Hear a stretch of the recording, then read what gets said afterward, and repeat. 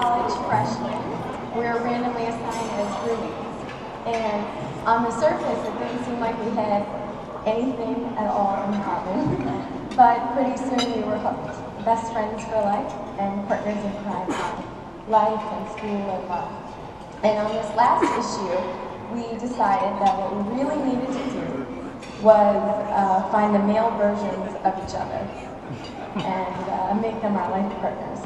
So when Amy asked me to give this toast, I asked both of them to send me the list about the things that they love most about each other.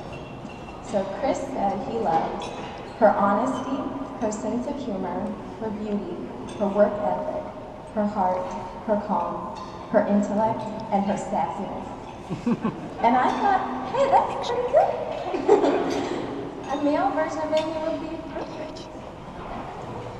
For Amy's list, I decided that if she truly found a male version of me, then all of the things she said about Chris should be true about me also.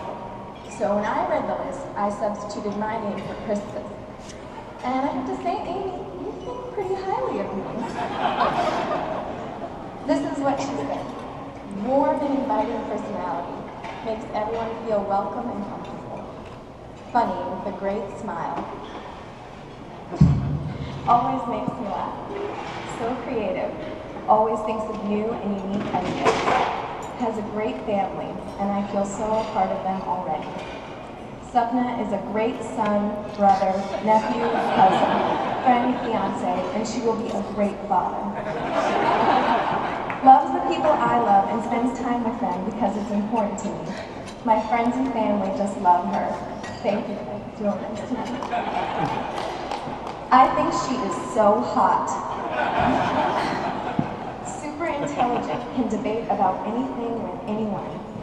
Makes me want to be a better person, but I never feel like I need to impress. Sings and makes up songs for me. Values what is important to me, listens to me, and supports me, but doesn't necessarily co-sign everything I do. Gives me honest feedback, but will always have my back. And my personal favorite, the perfect amount of body hair for a man.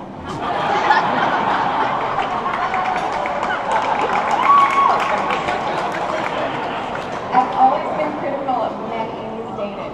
I never thought any of them were good enough. But now that she's found someone exactly like me, I think I can sign on. There was one more thing they both mentioned, and that is their Christian faith. Amy's religion has always been important to her, but in the last 13 plus years, I've only seen her growing.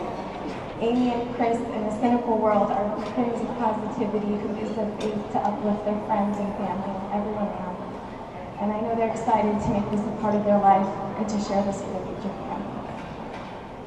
So I don't know how this got started, but apparently people thought I was going to rap, or maybe feared I was going to rap, but I'm not. Instead, I'm going to quote one of the most famous rappers of all time, Shakespeare. He said, "So long as I can breathe, or I can see, so long lives your love, which gives life to me." Anyways, I wanted to raise my glass to say thank you to Amy and Chris for including me on this day, and for being examples of two wonderful people who see the best in each other.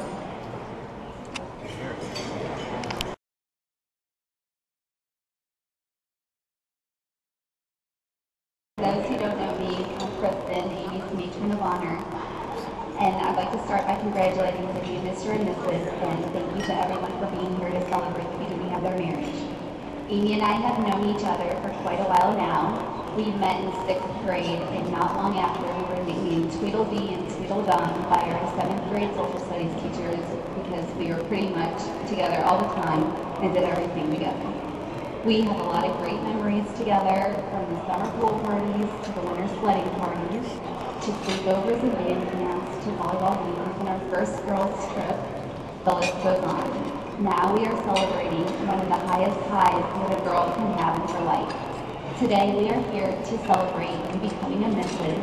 and what a wonderful memory this day will be to add to the rest. Today marks such an important milestone in yours and Chris's relationship. So instead of continuing down our memory lane, I thought I'd take this opportunity to also say a few words to Chris about his new wife. Chris, first things first, I just have to say that you have a wonderful person to share your life with. I not only think, because she's my best friend, I think anyone who knows Amy would agree. With that being said, I'd like to share a few things with you that I've learned about her over the years. First, Amy is such a positive person, and her cheerful spirit is noticed by everyone around. May you always be there for her during the greatest of times and for those whom it is hard for her spirit to shine through. Her sense of humor brings out such a fun side of her. Always remember to laugh together and sometimes at each other. I remember asking her if she had a picture of this Chris guy when she first started talking to you. She said she didn't, but in true Facebook fashion, she told me to look you up in her friends list, but to not pay attention to the rack of ribs you were eating. I think that you two will complement each other very well. She may be what you might call a little on the indecisive side, but don't get this fooled with her not knowing exactly what she wants. From the first time she told me about this guy that she was kind of dating, I could tell by the way she talked about you that you were someone very special to her. I haven't known her to be as happy as she has been since September of 2012. There is no question that you were one decision that didn't take a second thought. And last, Amy brings out the best in those around her. Beyond that, she deserves the absolute best. I think it's safe to say that it's exactly what she has done to me, Chris. Thank you for being exactly what she deserves in a husband.